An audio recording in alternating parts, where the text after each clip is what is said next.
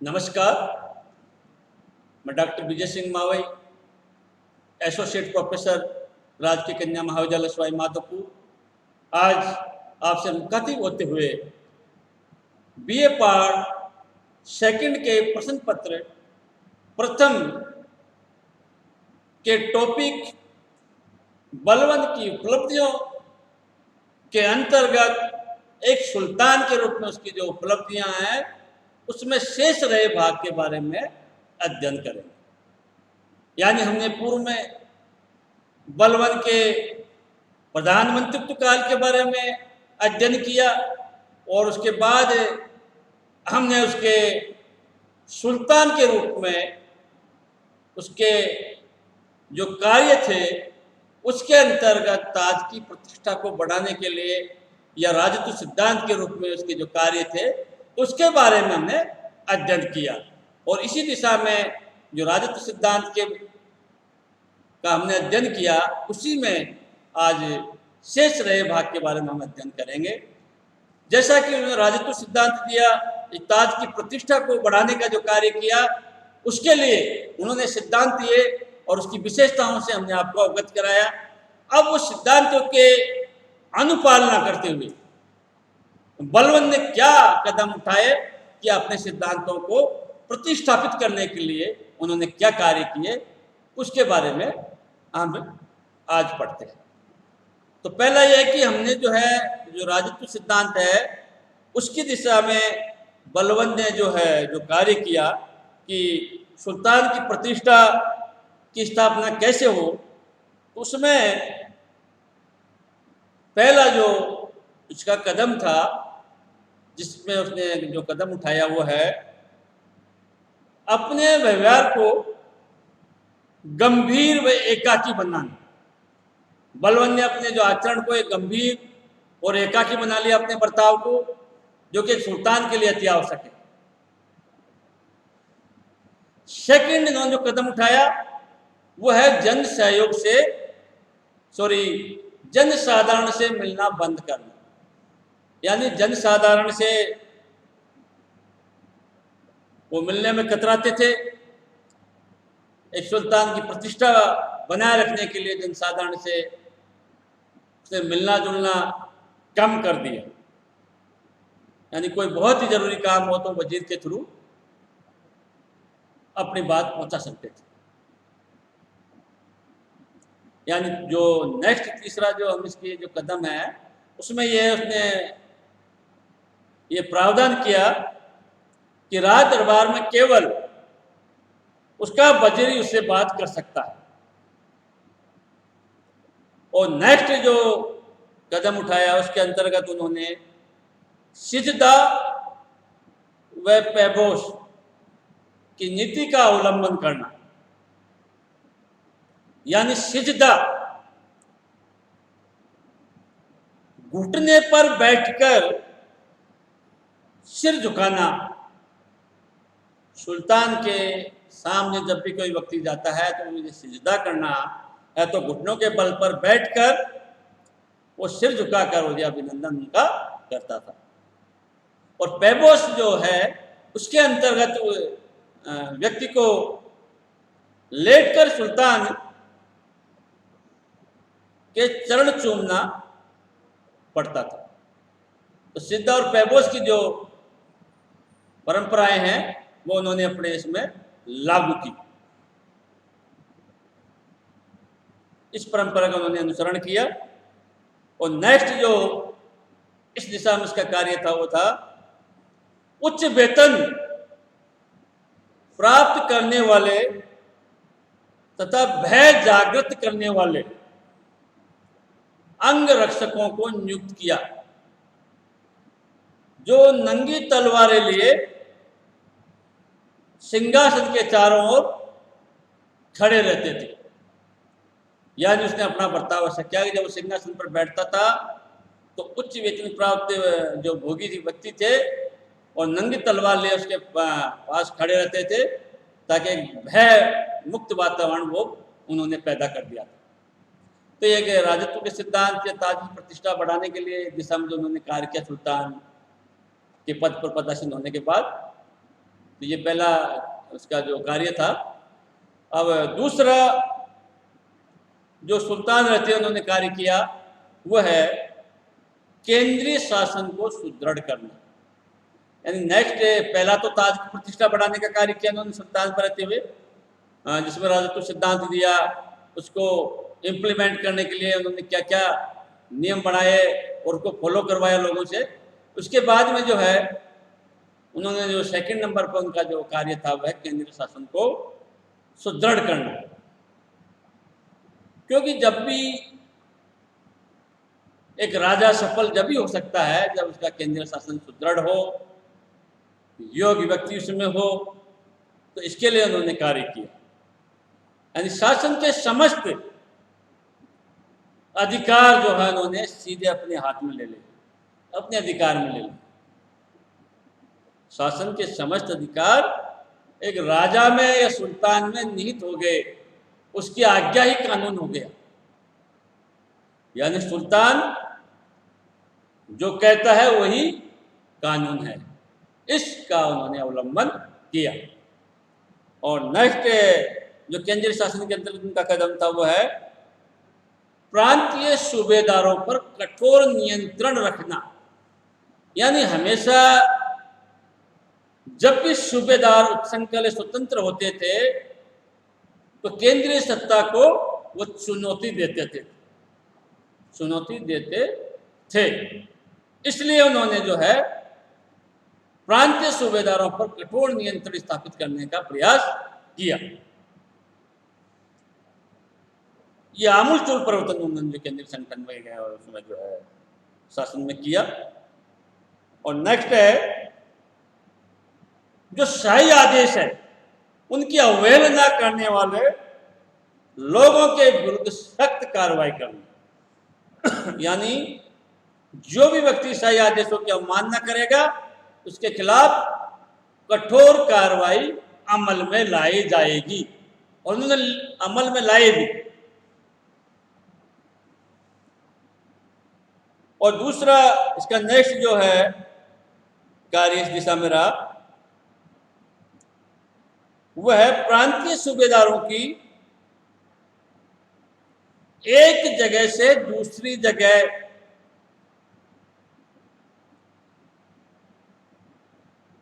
एक स्थानांतरण पॉलिसी बनाना। यानी एक सूबेदार या प्रांतीय सूबेदार जो एक जगह रहेगा तो धीरे धीरे लोगों से घुल मिल जाएगा, लोग उसके अनुचर बन जाएंगे, उसके पक्ष में हो जाएंगे, लोग उसके कार्यों के प्रति वफादार हो जाएंगे। इसलिए उन्होंने एक सूबेदार को ज्यादा समय तक एक प्रांत में नहीं रखा और उसे दूसरे प्रांत में, तीसरे प्रांत में से स्थानांतरित करने की नीति बनाई, ताकि ज़्यादा समय तक कोई सूबेदार वहाँ रहेगा नहीं और वो जनता से ज़्यादा जुड़ नहीं पाएगा। तो ये भी उन्होंने इसके लिए कि सूबेदारों की मनमानी को देखते हुए एक कठोर नीति उन्होंने अपनाई।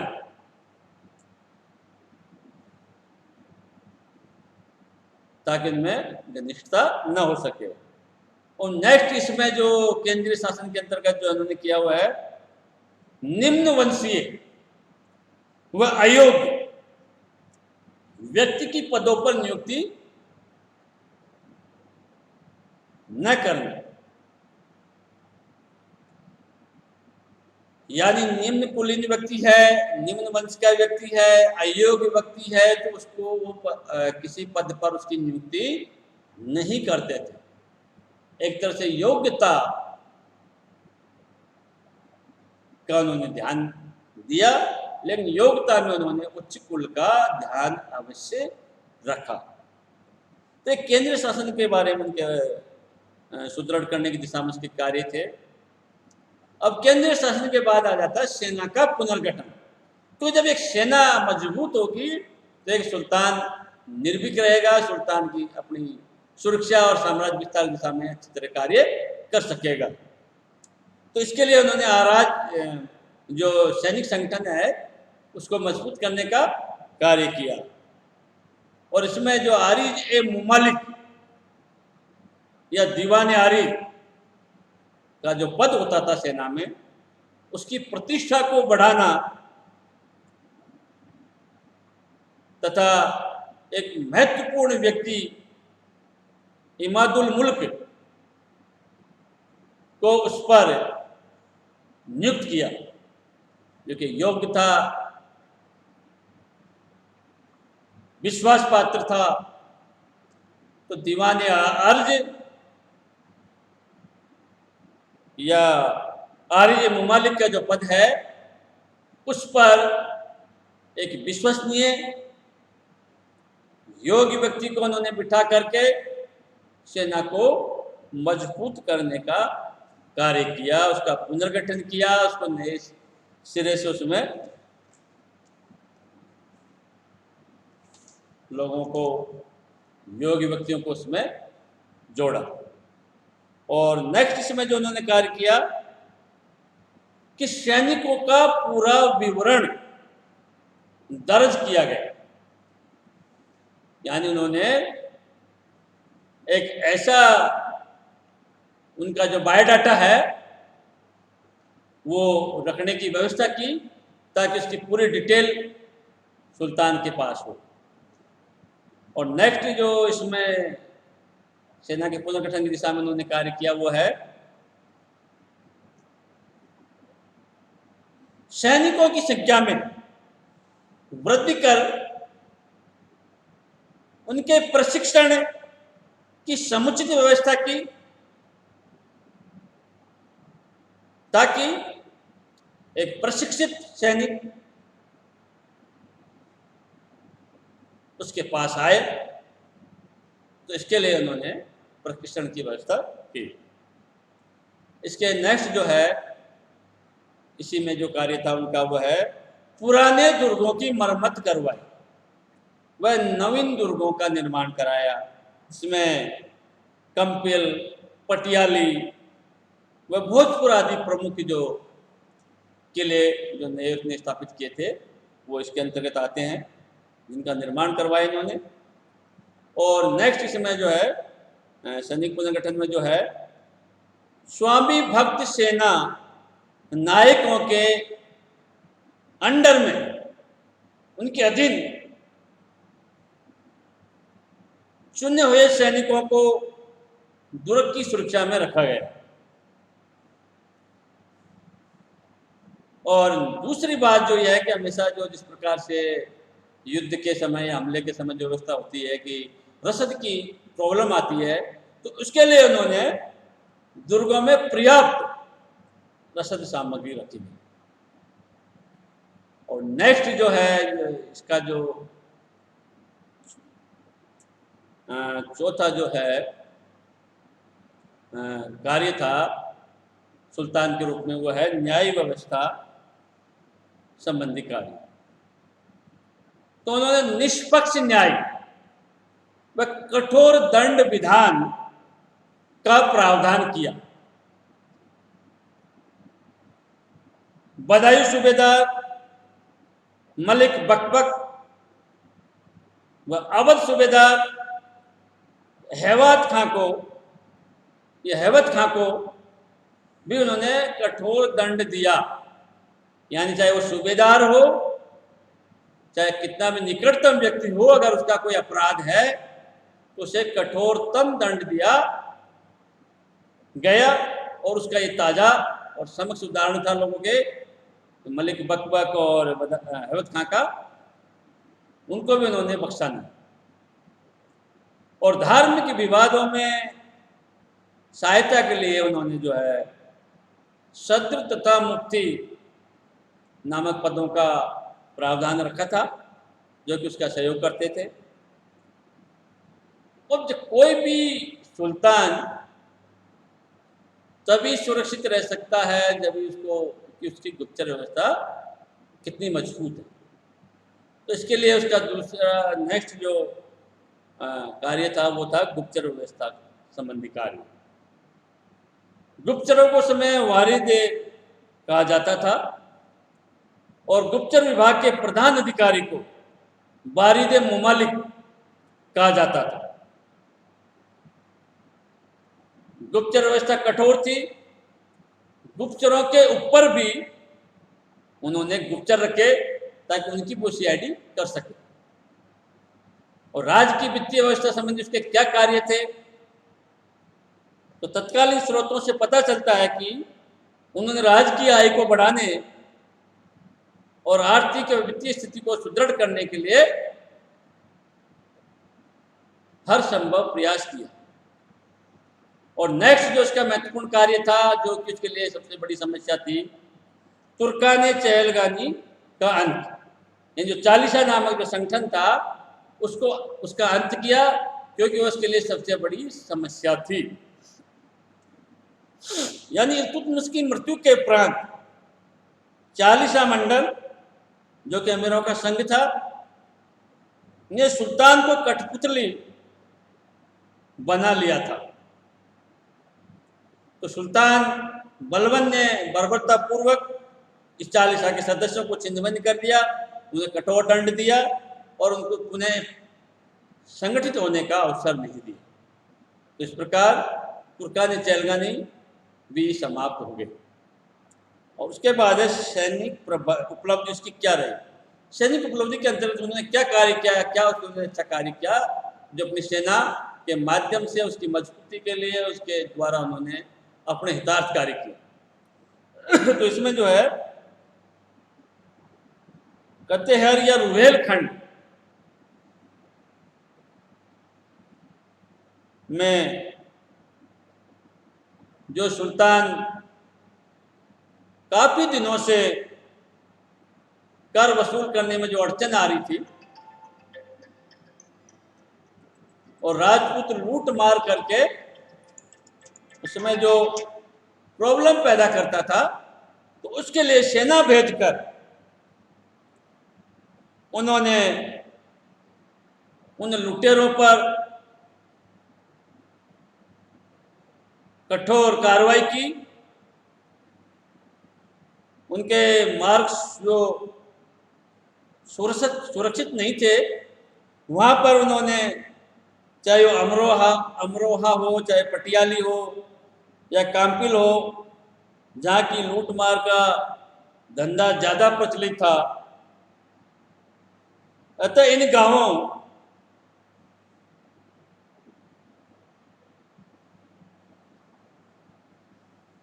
की उद्दंडता का उन्होंने जो है बंगाल सूबेदार को नियुक्त करके वहाँ उनको दंडित करने का प्रयास किया और बुगरा खां को वहाँ का सूबेदार बनाया। उनको पूरी तरह इन गांवों को, लोगों को जो लूटमार करते थे, उनको पूरी तरह कठोर दंड देते हुए वहाँ बुगरा खां को वहाँ का नवाब जो है सूबेदार बना दिया गया।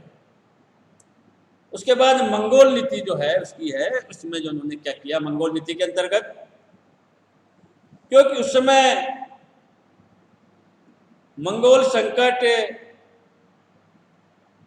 जो उसकी सीमांत नीति जो थी,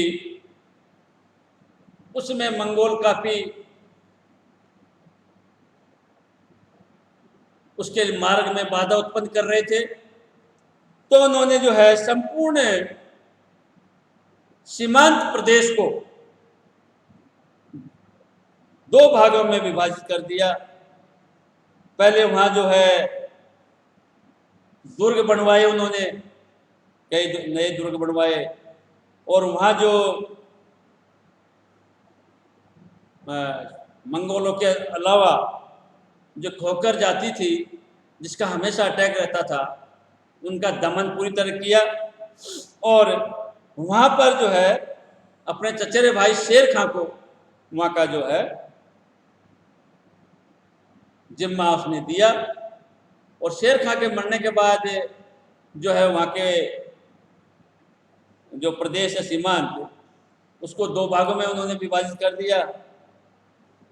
सोनम तथा समाना का जो प्रदेश था वो बुगरा खां को, तथा सिंध व लाहौर को अपने ज्येष्ठ पुत्र मोहम्मद खां के सुपुर्द उन्होंने कर दिया। तो इस प्रकार मंगोल नीति का कठोरता से दमन किया। लेकिन इसी दौरान 1286 में उनका जो पुत्र था मोहम्मद का, वो मंगोलों के हाथों मारा जाता है। इसका उन्हें बड़ा दुख हुआ। उनके हालांकि उन्होंने मंगोलों के हौसले पस्त कर दिए थे, पूरी तरह इस पर रोक लगा दी थी, लेकिन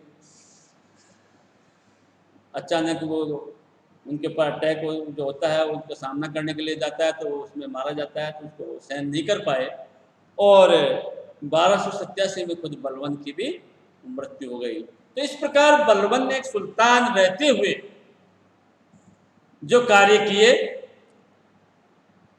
उससे उसकी रक्त और लोहों की नीति का लोगों ने लोहा माना और एक सफल शासक के रूप में सिद्ध हुए। धन्यवाद।